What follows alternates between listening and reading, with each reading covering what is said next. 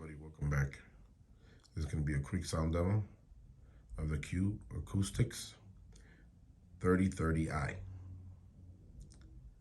I'm going to play Drums Stop No Good by Steve Smith.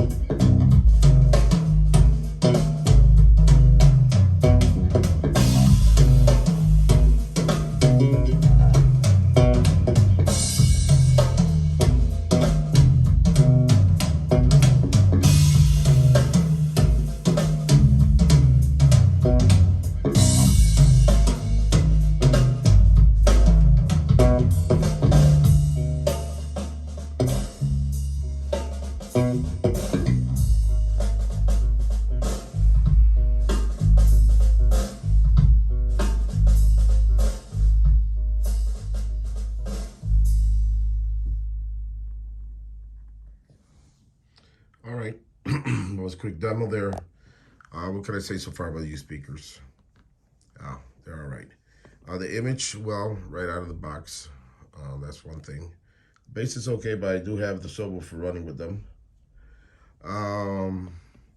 Detail, it's not the KLH Model 3s for sure. And they don't have the wow factor of the Model 3s, not at all. I actually think the Q 350s